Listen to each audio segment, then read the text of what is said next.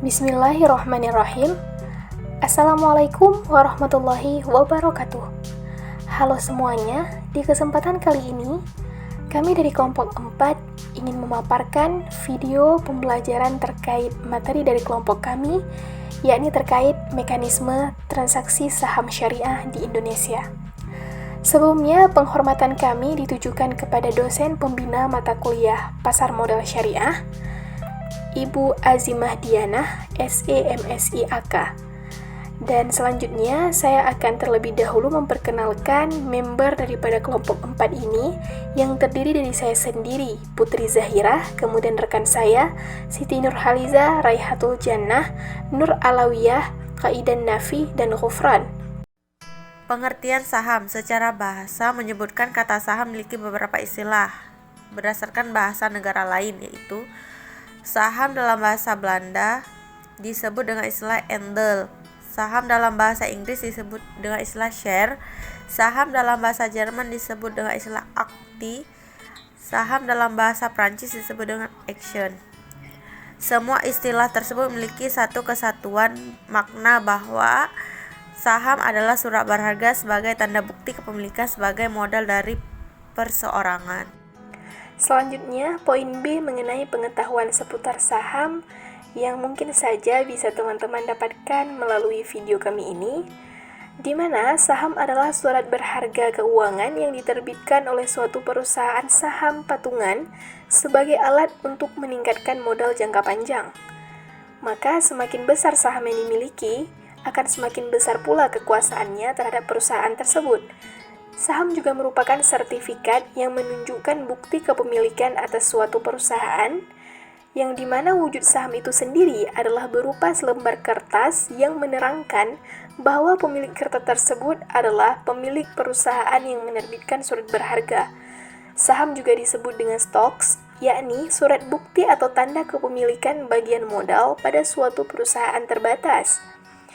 Pemegang saham memiliki hak klaim atas penghasilan atau keuntungan dan aktiva suatu perusahaan. Dalam artian, pemilik saham juga sekaligus merupakan pemilik dari perusahaan, dan keuntungan yang didapatkan dari perusahaan tersebut disebut dengan dividen. Selanjutnya, saham memiliki dua peran utama. Yang pertama sebagai sarana investasi. Apabila perusahaan atau individu yang memiliki kelebihan kas atau idle fund, maka dapat menginvestasikan keuangannya tersebut pada berbagai saham yang berpotensi memberikan keuntungan di masa depan. Para investor akan mendapatkan dua keuntungan dalam berinvestasi saham ini, yakni capital gain dan dividen.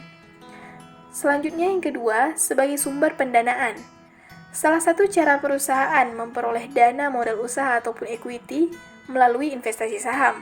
Kemudian, perusahaan akan mengeluarkan dividen untuk para pemegang saham yang besarnya ditetapkan dalam RUPS. Dalam transaksi saham juga dikenal dengan karakteristik pemegang saham. Yang pertama, limited risk, yakni pemegang saham hanya bertanggung jawab terhadap sejumlah dana yang disetorkan dalam perusahaan. Yang kedua, ultimate control, yakni para pemegang saham secara kolektif akan menentukan arah dan tujuan perusahaan. Dan yang ketiga, residual claim, yakni pemegang saham merupakan pihak terakhir yang memperoleh pembagian hasil usaha perusahaan dan sisa aset dalam proses likuidasi perusahaan setelah kreditur. Selain memperoleh keuntungan, dalam menginvestasikan saham juga memiliki risiko yang harus ditanggung, yang dimana risiko tersebut terdiri dari 3 jenis. Yang pertama, capital loss, kondisi di mana investor menjual saham lebih rendah daripada harga beli. Yang kedua, tidak memperoleh dividen, yakni jika perusahaan tidak memperoleh keuntungan yang dapat dibagikan sebagai dividen kepada investornya. Dan yang ketiga, risiko likuidasi. Hal ini terjadi ketika perusahaan dinyatakan bangkrut oleh pengadilan atau perusahaan dibubarkan. Kemudian terkait penilaian saham, terdapat dua analisis dalam menilai saham. Yang pertama, analisis fundamental, yakni metode analisis saham dengan menganalisa data atau informasi yang berhubungan dengan kinerja perusahaan, dan laporan keuangan perusahaan ini menjadi sumber utama dalam analisis fundamental. Kemudian yang kedua, analisis teknikal, yakni metode analisis kinerja saham syariah yang menggunakan pendekatan analisis pergerakan teknis harga saham. Kemudian, pasar saham ditentukan oleh beberapa kondisi. Yang pertama, bullish market, yakni suatu periode di mana harga-harga saham umum mengalami kenaikan. Yang kedua, sideways market, yakni suatu periode di mana pasar tidak dalam keadaan bullish ataupun bearish. Dan yang ketiga, bearish market, yakni suatu periode di mana penurunan secara umum dalam pasar saham selama periode waktu tertentu. Kemudian berdasarkan kinerja perdagangannya, saham dapat dikategorikan dalam beberapa aspek. Yang pertama, blue chip stocks, yakni saham biasa yang memiliki reputasi tinggi, terunggul dalam industrinya, memiliki pendapatan stabil dan konsisten membayar dividen. Yang kedua, income stocks, yakni saham dengan kemampuan membayar dividen lebih tinggi dari rata-rata dividen yang dibayarkan pada tahun sebelumnya. Yang ketiga, growth stock, yakni saham yang memiliki pertumbuhan tertinggi dan terunggul maupun tak unggul dalam sejenis. Yang keempat, speculative stocks, yakni saham yang konsisten memperoleh penghasilan dari tahun ke tahun, kemungkinan penghasilan akan tinggi di masa mendatang namun belum pasti. Yang kelima, cyclical stocks, yakni saham yang tidak terpengaruh oleh kondisi ekonomi makro maupun situasi bisnis secara umum. Yang keenam, emerging growth stocks, yakni saham yang dikeluarkan oleh emiten yang relatif kecil dan stabil meski kondisi ekonomi kurang mendukung. Dan yang terakhir, defensive stocks, yakni saham yang tetap stabil dari kondisi yang tidak menentu atau periode resesi. Pengertian saham syariah. Saham syariah adalah sertifikat yang menunjukkan bukti kepemilikan suatu perusahaan yang diterbitkan oleh emiten yang kegiatan usaha maupun cara pengelolaan tidak bertentangan dengan prinsip syariat Islam. Menurut OJK, saham syariah adalah surat berharga bukti penyertaan modal kepada perusahaan, dan dengan bukti penyertaan modal tersebut pemegang saham berhak untuk mendapatkan bagian hasil dari perusahaan tersebut.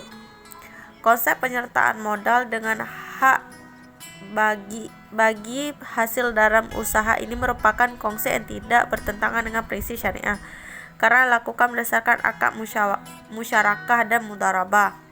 Akad musyarakah pada umumnya dilakukan pada perusahaan yang bersifat free, sedangkan akad mudharabah umumnya dilakukan pada saham perusahaan publik. Saya akan menjelaskan tentang mekanisme transaksi saham di Indonesia. Di Indonesia, prinsip-prinsip penyertaan modal secara syariah tidak diwujudkan dalam bentuk saham syariah ataupun non-syariah, melainkan berupa pembentukan indeks saham yang memenuhi prinsip syariah tersebut. Pada dasarnya, transaksi dalam konteks saham syariah tidak boleh mengandung unsur ribawi, gharar, dan juga tidak boleh bergerak pada sektor yang diharamkan oleh syariah. Pasar modal ini harus terbebas dari transaksi yang tidak beretika, yakni seperti manipulasi pasar, insider trading, dan short selling. Berbeda dengan mekanisme pada perdagangan saham berbasis konvensional, mekanisme perdagangan saham syariah secara spesifik dipertemukan pada Jakarta Islamic Index dan penawarannya hanya pada pasar perdana. Hal ini dilakukan bertujuan agar tidak ada lagi unsur-unsur spekulasi dan sikap insider trading, sebagaimana yang terjadi pada pasar sekunder selama ini. Jakarta Islamic Index digunakan sebagai tolak ukur untuk mengukur kinerja suatu investasi pada saham yang berbasis syariah. Melalui JII, diharapkan dapat meningkatkan kepercayaan investor untuk mengembangkan investasi dalam equity secara syariah. Penerbitan saham syariah oleh emiten atau perusahaan publik yang menyatakan bahwa kegiatan usaha serta pengelolaannya dilakukan sesuai dengan prinsip syariah di pasar modal. Secara umum, Perusahaan yang akan menerbitkan efek syariah harus memenuhi ketentuan berikut, yakni yang pertama, memuat ketentuan bahwa kegiatan usaha serta cara pengelolaan usaha dilakukan prinsip-prinsip syariah di pasar modal dalam anggaran dasarnya. Yang kedua, semua jenis usaha akad aset yang dikelola cara pengelolaan oleh emiten, produk dan jasanya tidak boleh bertentangan dengan prinsip-prinsip syariah. Emiten dan perusahaan publik tersebut memiliki anggota direksi dan komisaris yang mengerti dan paham mengenai kegiatan-kegiatan yang bertentangan atau yang tidak bertentangan dengan prinsip syariah. Proses penyaringan emiten di JII terdiri dari 3 tahapan seleksi, yakni seleksi syariah, seleksi kapitalis, dan seleksi nilai volume transaksi. Seleksi syariah. Emiten tidak menjalankan usaha perjudian, permainan yang tergolong judi, dan perdagangan yang dilarang.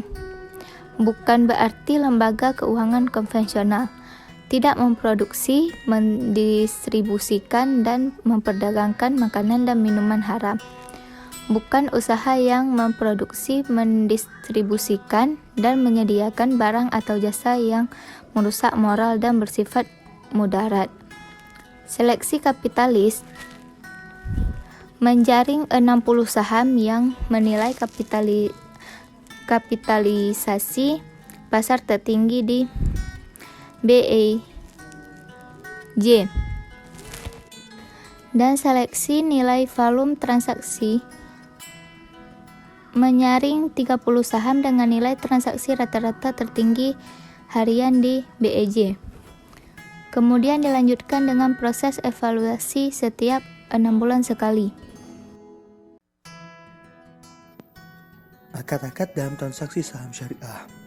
Yang pertama yaitu akad ijaroh, yakni perjanjian di mana pihak yang memiliki barang atau jasa berjanji kepada penyewa untuk menyerahkan hak penggunaan dan pemanfaatan atas suatu barang atau jasa yang dimiliki pemberi sewa dalam waktu tertentu dengan pembayaran sewa atau upah, tanpa diikuti dengan beralihnya hak atas kepemilikan barang yang menjadi objek ijaroh.